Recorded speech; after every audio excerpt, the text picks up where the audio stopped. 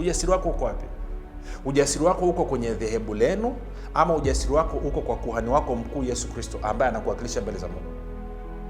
Maana kumbuka, Israeli walikuwa hawaruhusiwi kuingia patakatifu patakatifu. Sisi kwa sababu ya kuhani wetu mkuu Yesu Kristo ambaye amefanya kazi akatukamilisha milele, tunaruhusiwa wote sasa hivi kuingia patakatifu patakatifu. In fact, Biblia inatuchagiza kwamba tuingie kwenye kiti cha neema kwa ujasiri ili kuweza kupokea neema na rehema ya kutusaidia wakati wa mahitaji. Kwa nini? Kwa sababu tunaye kuhani mkuu ambaye yuko hapo mbele za Mungu, mkamilifu, mwenye haki, asiyekuwa na mawaa, lawama, dosari wala kasoro. Na kwa sababu yeye yuko hivyo, basi na sisi mbele za Mungu tunahesabika kuwa ni wenye haki, watakatifu, wasiokuwa na mawaa, lawama wala dosari mbele za Mungu. Kwa nini? Kwa sababu ya kuhani wetu mkuu Yesu Kristo.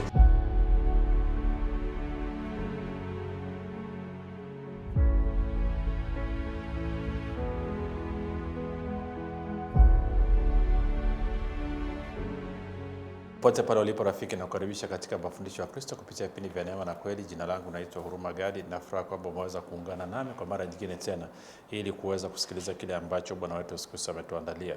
Kumbuka tu mafundisho ya Kristo yanakuja kwako kila siku muda na wakati kama huu, yakiwa na lengo la kujenga na kuimarisha imani yako wewe unanisikiliza, ili uweze kukua na kufika katika cheo cha kimo cha utimilifu wa Kristo.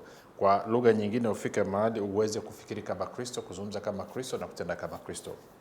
Tunaendelea na somo letu linalosema kumwamini Yesu Kristo maana yake nini, na wiki hii ambayo ni wiki ya mwisho ya mfululizo wa somo hili tunaangalia nafasi ya Bwana wetu Yesu Kristo kama kuhani mkuu. Na tumezungumza mengi, lakini kubwa ambalo nataka ulielewe ni kwamba ukuhani wa Yesu Kristo ni kwa mfano wa Melkizedeki na wala sio mfano wa Haruni. Na tumeangalia vitu kadhaa kuhusu hilo, lakini leo nitapenda tukazie mambo machache. Kwa nini ni muhimu uelewe hilo, kwamba ukuhani mkuu wa Yesu Kristo ni sawa sawa na mfano wa Melkizedeki. Kwa hiyo nitakugusia mambo ambayo utaona kabisa kwa nini Mungu aliamua iwe hivyo. Kumbuka tu rafiki, kufikiri kwako kuna mchango moja kwa moja katika kuamini kwako. Ukifikiri vibaya utaamini vibaya, ukifikiri vizuri utaamini vizuri. Hivyo basi fanya maamuzi ya kufikiri vizuri, na kufikiri vizuri na kufikiri kama Kristo. Na ili uweze kufikiri kama Kristo, unabudi kuwa mwanafunzi wa Kristo, na mwanafunzi wa Kristo anasikiliza na kufuatilia mafundisho ya Kristo kupitia vipindi vya neema na kweli. Mafundisho haya pia yanapatikana katika YouTube channel yetu inaitwa Mwalimu Huruma Gadi. Ukifika pale usahau kusubscribe, like pamoja na kushare. Na kama ungependa kupata mafundisho kwa njia ya sauti, basi tunapatikana katika mtandao wa kijamii wa Telegram. Telegram inafanya kazi kama WhatsApp. Unaweza ukatuma ujumbe mfupi tukasema niunge na ukaunganishwa. Namba ni 0789500242 0789500242. Ninapenda kutoa shukrani za dhati kwa Mungu kwa ajili ya kwako wewe ambao umekuwa ukisikiliza na kufuatilia mafundisho ya Kristo kila itwapo leo, lakini zaidi ya yote umekuwa ukihamasisha wengine kusikiliza na kujifunza, na nzuri zaidi wewe mwenyewe umekuwa ukiwafundisha na kuwashirikisha wengine kile ambacho umejifunza. Kwa hiyo nakupa hongera sana sana. Pia namshukuru Mungu kwa ajili ya kwako wewe ambao umekuwa ukifanya maombi kwa ajili ya wazazi wa vipindi vya neema na kweli, kwa ajili ya kwangu mimi pamoja na timu yangu. Nasema asante sana kwa maombi yako. Na mwisho namshukuru Mungu kwa ajili ya kwako wewe ambao umefanya maamuzi ya kuwa partner wa vipindi vya neema na kweli. Unachangia gharama za kupeleka injili kwa njia ya redio ili watu wengi zaidi waweze kufikiwa. Kumbuka hii kazi inafanyika kama timu chini ya mfalme wetu Yesu Kristo na mtendaji mkuu katika ufalme ambaye ni Roho Mtakatifu.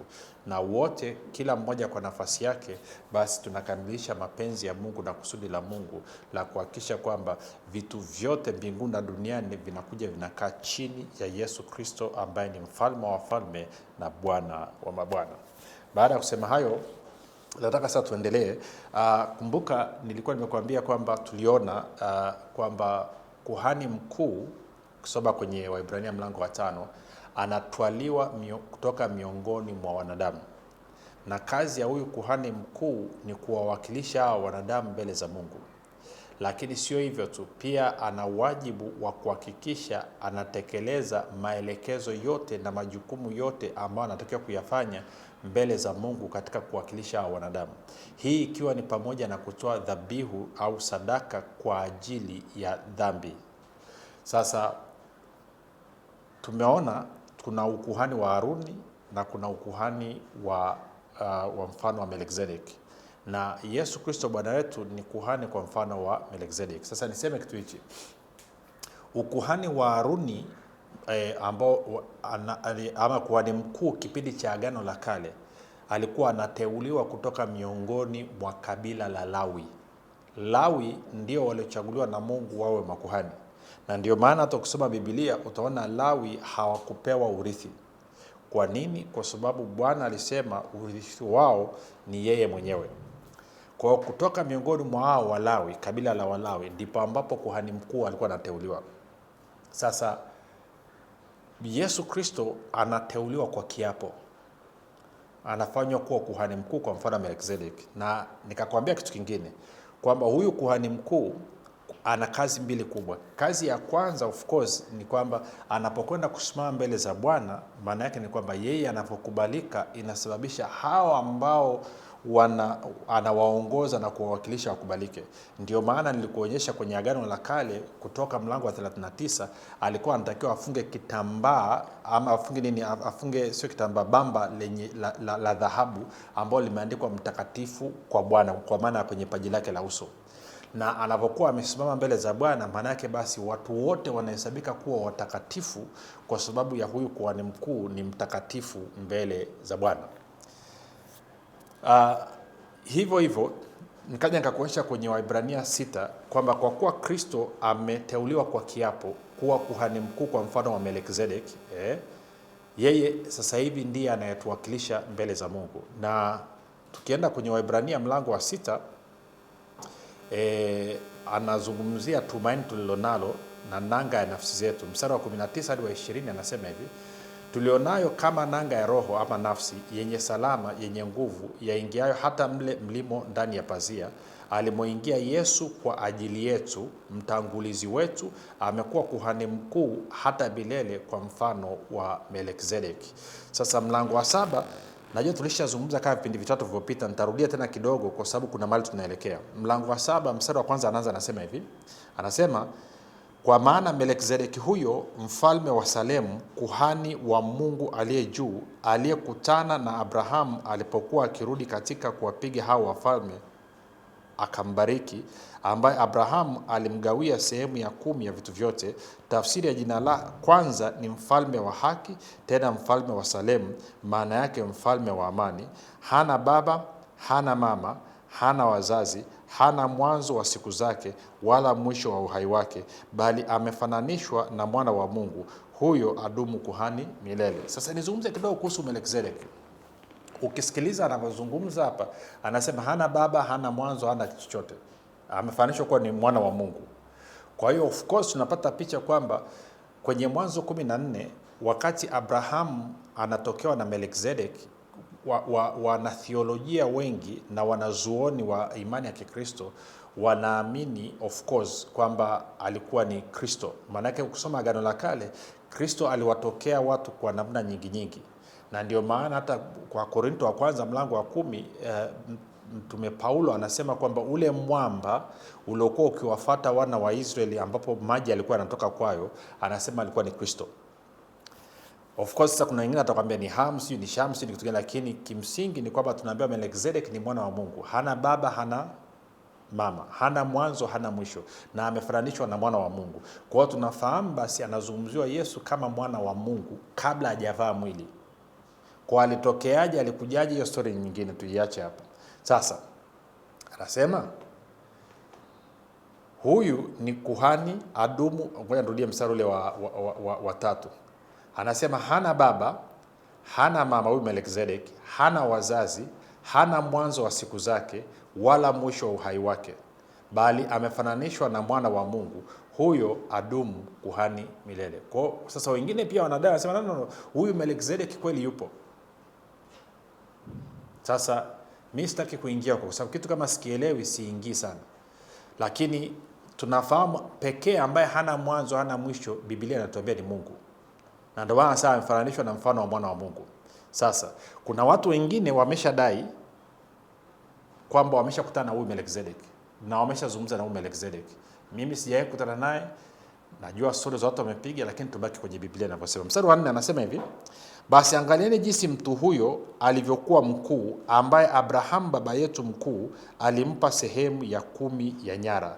Na katika wana wa Lawi, nao wale wa upatao ukuhani, wana amri kutoa sehemu ya 10 kwa watu wao, yani ndugu zao, kwa agizo la sheria, ijapokuwa wametoka katika viuno vya Abrahamu. bali yeye ambaye uzazi wake haukuhesabiwa kuwa umetoka kwa hao, yani alitoa sehemu ya 10 kwa Abrahamu, akambariki yeye aliye na ile ahadi. Wala haikanushiki kabisa kwamba mdogo hubarikiwa na mkubwa. Na hapa wanadamu wapatikanao na kufa hutoa sehemu ya 10, bali huko yeye ashuhudiwaye kwamba yu hai. Kwa hiyo anasema makuhani kwa mfano wa Haruni ama wale wanaotokana na Walawi wanapatikana na kufa, lakini huyu kuhani mkuu kwa mfano wa Melkizedek yuko hai, kwa maana yake kwamba hafi. Sasa anaendelea, anasema hivi: tena yaweza kusemwa ya kuwa kwa njia ya Abrahamu hata Lawi apokeaye sehemu ya 10 alitoa sehemu ya 10, kwa maana alikuwa katika viuno vya baba yake hapo Melkizedeki alipokutana naye, yani kwa maana ya Abrahamu. Sasa 11 anasema hivi: basi kama ukamilifu ulikuwapo kwa ukuhani wa Lawi, maana watu wale waliipata sheria kwa huo, kulikuwa na haja gani tena ya kuhani mwingine ainuke kwa mfano wa Melkizedeki, wala asihesabiwe kwa mfano wa Haruni? Kwa anachosema, anasema basi kama ukamilifu ulikuwapo kwa ukuhani wa Lawi, kwa lugha nyingine, kama ukuhani wa Lawi pamoja na sheria amri 10 agano la kale ambalo lilikuwa limetolewa lingekuwa linaweza kukamilisha watu, lingekuwa linaweza kufanya kile ambacho Mungu alikuwa amekusudia, anasema kulikuwa kuna sababu gani basi ya kuhani mkuu mwingine kuinuka, na kuhani huyu anakuwa katika mfano wa Melkizedeki na wala sio katika mfano wa Haruni? Kwa lugha nyingine, maana yake ni kwamba ukuhani wa Haruni ama kwa mfano wa Haruni ambao ulikuwa unaongozwa na sheria Torati amri 10 aka agano la kale, maana yake ni kwamba ulishindwa kukidhi vigezo. Ndio sababu ya kuhani mkuu mwingine kuinuliwa. Kwa hiyo ndio ule mstari wa 11 tena.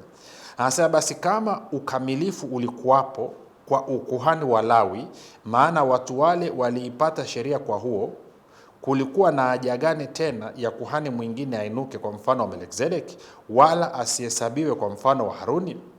12 maana ukuhani ule ukibadilika, hapana budi sheria nayo ibadilike. Kwa hiyo anasema kwa kuwa ukuhani wa Haruni umebadilika na sasa hivi tuko kwenye ukuhani wa Melkizedeki, basi ni lazima pia sheria iliyokuwa inaongoza ukuhani wa Haruni ibadilike.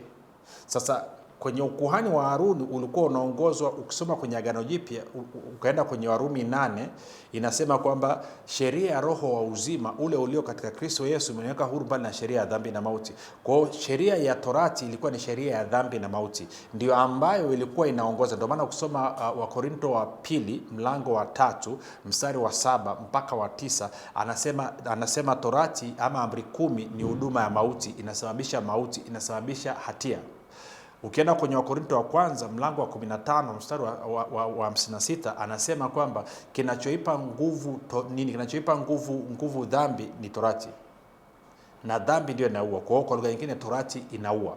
Sasa anasema kwa kuwa ukuhani umebadilika, kwa maana tumetoka kwenye ukuhani wa Haruni na tumeingia kwenye ukuhani wa Melkizedeki, basi ni lazima pia na sheria ambazo zilikuwa ama kanuni na taratibu zilikuwa zikiongoza ukuhani wa Haruni nao ubadilike. Kwa sasa hivi, kwa sababu tuko chini ya kuhani mkuu ambaye ni Yesu Kristo kwa mfano wa Melkizedeki, sheria inayotuongoza ni sheria ya roho wa uzima. Kwenye ukuhani wa Haruni sheria iliyokuwa ikiongoza ilikuwa ni sheria ya dhambi na mauti, kwa lugha nyingine Torati, sheria amri 10. Okay. Kwa 12 nitarudia tena. Sasa maana ukuhani ule ukibadilika, hapana budi sheria nayo ibadilike. Maana yeye aliyenenwa hayo alikuwa mshirika wa kabila nyingine, ambayo hapana mtu wa kabila hiyo aliyehudumia madhabahu. Maana ni dhahiri kwamba Bwana wetu alitoka katika Yuda, kabila ambayo Musa hakunena neno lolote juu yake katika mambo ya ukuhani. Sasa ngoja nifafanue kidogo. Anasema hivi: Yesu Kristo Bwana wetu ambaye sasa hivi ni kuhani mkuu kwa mfano wa Melkizedeki hatokei kwenye kabila la Lawi. Bwana Mungu alikuwa ameamuru na kuagiza kwamba kuhani wa kawaida na kuhani mkuu atatoka katika kabila la Lawi. Hii ni sawasawa na Torati ya Musa ilivyoelekeza. Anasema lakini Yesu Kristo Bwana wetu ambaye sasa hivi ni kuhani mkuu kwa mfano wa Melkizedeki, tunafahamu hatoki kwenye kabila la Lawi. Yeye anatoka kwenye kabila la Yuda. Na anasema Musa pamoja na torati yake hakuna sehemu yoyote alizungumzia habari ya kabila la Yuda kutoa kuhani au kutoa kuhani mkuu.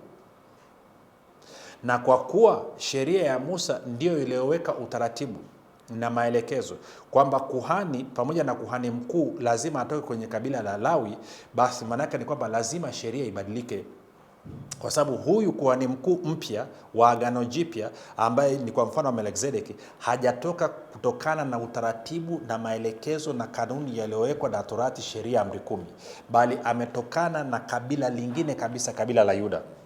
Tuko sawa? Sasa ndio anasema hivi 15, tena hayo tusemayo ni dhahiri sana zaidi, ikiwa ametokea kuhani mwingine mithili ya Melkizedeki, asiyekuwa kuhani kwa sheria ya amri iliyo ya jinsi ya mwili, bali kwa nguvu za uzima usio na ukomo. I love this. Maana ameshuhudiwa kwamba wewe u kuhani milele kwa mfano wa Melkizedeki. Sasa ngoja nisome mstari wa 15, 16 na 17. Nijaribu kusoma kwenye Biblia ya Habari Njema, afu tusome kwenye Biblia ya Neno. Anasema hivi. Mambo matamu sana haya. Anasema hivi: na kwa wale mnaopenda ufunuo wa uzima, kitu kizuri sana. Sikia, anasema hivi kwenye Biblia ya Habari Njema: tena jambo hili ni dhahiri zaidi, kuhani mwingine anayefanana na Melkizedeki amekwisha tokea. Kwa huyu nani? Yesu Kristo.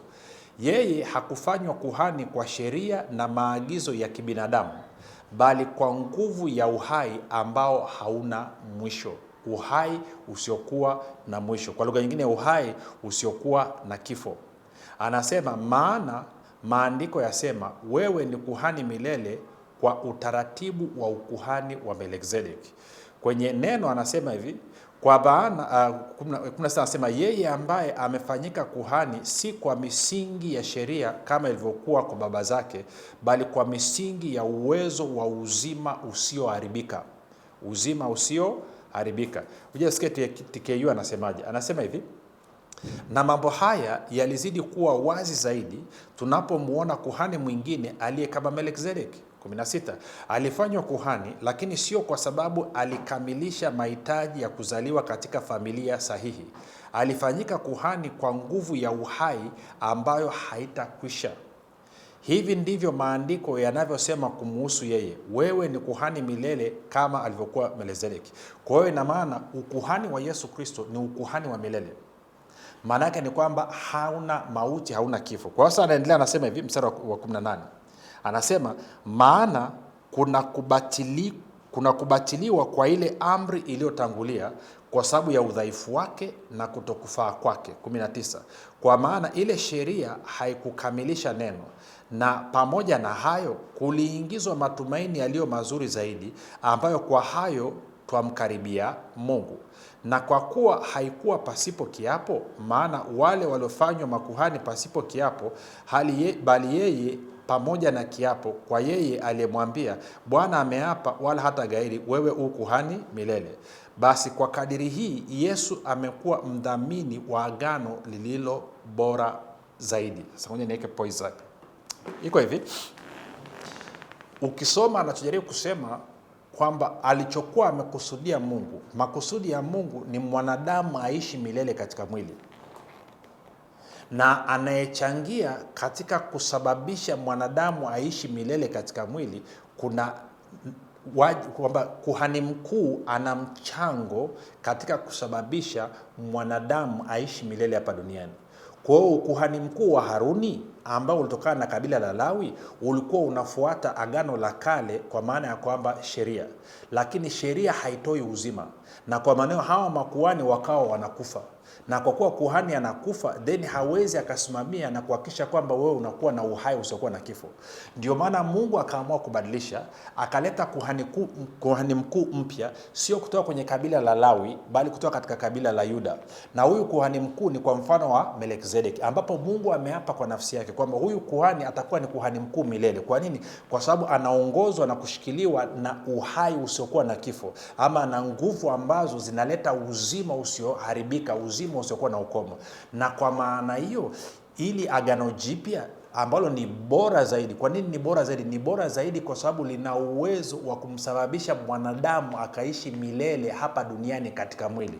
Kwa nini? Kwa sababu tunaye kuhani mkuu ambaye ni Yesu Kristo, ambaye ndiye mdhamini, kwamba yeye ndiyo anadhamini kuhakikisha kwamba mwanadamu yeyote ambaye yuko chini ya ukuhani wake, ambaye anatia imani kwake kama kuhani mkuu, kwamba anahakikisha kwamba huyu anaishi milele. Sasa kumbuka, tunaona kwenye Waebrania 2 mstari wa 9 na wa 10 kwamba huyu Yesu kwa neema ya Mungu ameonja mauti kwa ajili ya kila mtu. Na sio tu kwamba ameonja mauti kwa ajili ya kila mtu, lakini yeye pia ndio mdhamini wa ile agano jipya. Kwa hiyo tunasema kwamba lengo la agano jipya ilikuwa ni kuleta uhai usiokuwa na kifo, uhai usiokuwa na mwisho.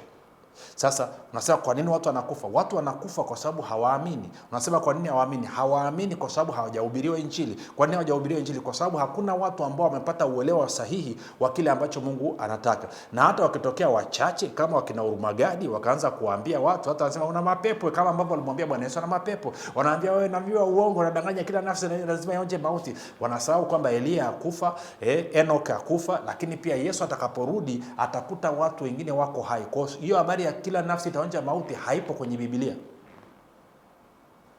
Okay. Tunaenda 23. 23 anasema hivi: tena wale walifanywa makuhani wengi kwa sababu walizuiliwa na mauti wasikae. Kwa hiyo unachagua kuhani mkuu wa kwanza, baadaye anakufa, anachagua mwingine alafu anakufa, anachagua mwingine alafu anakufa. Kwa hiyo mauti iliwazuia tusio na kuhani mkuu mmoja, ikabidi wawe wanafuatana. Anasema bali yeye, yani Kristo, kwa kuwa akaa milele, anao ukuhani wake usioondoka. Kwa hiyo Yesu Kristo ni kuhani mkuu milele kwa sababu yeye hafi, anaishi milele na ukuhani wake hautakaa uondoke. Alafu anasema hivi, naye kwa sababu hii aweza kuwaokoa kabisa wao wamjao Mungu kwa yeye, maana yu hai siku zote ili awaombee. Kwa hiyo anasema kwa kuwa yeye ni mdhamini wa ile agano jipya, agano ambalo ni bora zaidi, na kwa kuwa yeye ni kuhani wetu mkuu, basi wote wanaokuja kwa Mungu kwa kumtegemea huyu kuhani mkuu Melkizedeki ambaye ni Yesu Kristo, ana uwezo wa kuwaokoa kabisa kutoka katika mauti, kwa maana siku zote anawaombea. Anawaombea nini? Anawaombea ili wasife. Kipindi kijacho pia nitakuonyesha hiyo. Maanake kwa nini nasema Yesu yuko mkono wa kuume wa Mungu, anafanya nini? Anafanya nini? Kwa hiyo nitakuonyesha hilo. Kwa hiyo anaendelea anasema hivi 26.